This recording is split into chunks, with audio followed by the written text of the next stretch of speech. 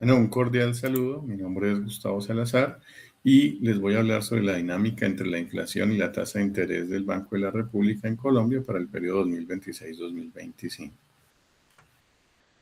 Uno de los mecanismos de transmisión del Banco de la República es la política monetaria. Esto encontramos que cuando hay una época de alta inflación en la economía se aplican unas políticas restrictivas que básicamente consisten en subir las tasas de interés para encarecer el crédito y con esto disminuir el consumo y la inversión, dado que pues, la gente prefiere ahorrar y prefiere no sacar créditos para estas dos, por eso los precios tienden a la baja.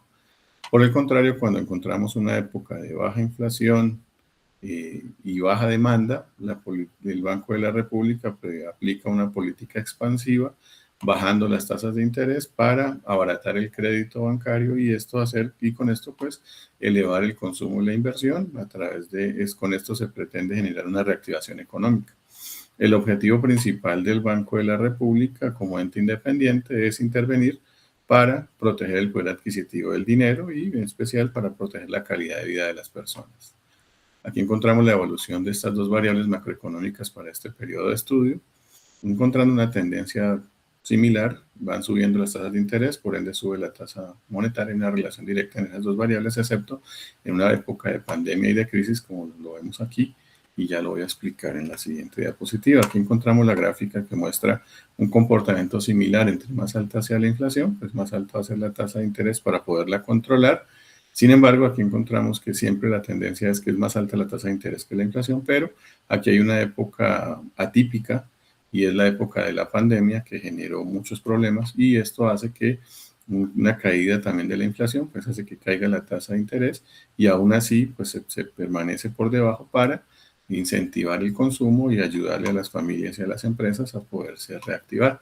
Sin embargo, en una época ya en donde vemos una alta inflación aquí al final del 2022, pues se aplican unas políticas monetarias restrictivas para hacer que empiece a bajar la inflación para proteger el poder adquisitivo de la población. Aquí en la gráfica encontramos entonces un diagnóstico de 4 ciclos económicos diferentes. Una época de estabilización previa del 2016 al 2019, en donde vemos que la inflación pasa del 5,75 al 3,8 y a su vez la tasa de intervención del banco del 7,5 al 4,25. Hay un ajuste macroeconómico estable. En la época del 2020 aparece la crisis sanitaria internacional, hay un colapso de la demanda y vemos que pues, la inflación cae del 1,61 y la tasa de intervención de política del 1,75.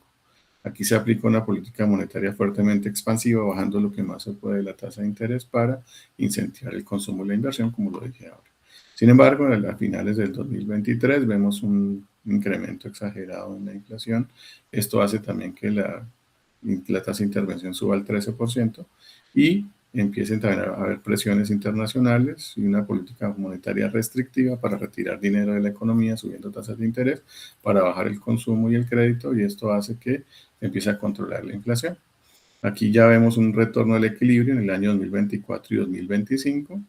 La inflación pues, aparece estable, sin embargo va subiendo desde el 9,25 y pues aparece también una política monetaria que controla esta tasa de interés. Entonces, incluso, bueno, aquí vemos que los efectos y los resultados no son simultáneos, sino que más o menos las intervenciones en la tasa de interés se observan entre los 6 y los 8 trimestres siguientes para bajar el nivel de precios. Aquí vemos el impacto de la inflación, la aplicación de políticas y en qué medida vemos la efectividad de las mismas para bajar.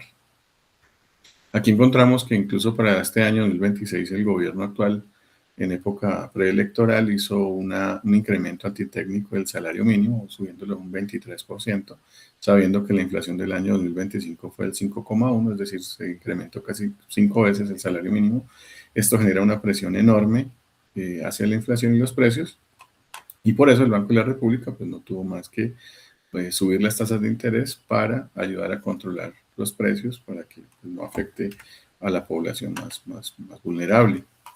Se observa entonces como conclusión para Colombia en dicho periodo que efectivamente hay una correlación estratégica, existe una innegable relación directa. El Banco de la República utiliza eficazmente la tasa de política monetaria como un ancla para controlar las expectativas inflacionarias. Sin embargo, esta inflación no obedece solo a ese factor, sino que también tiene una naturaleza multidimensional que puede darse también por problemas estructurales de baja competitividad que hace que los precios suban o por problemas de choques externos como lo que veíamos en la pandemia.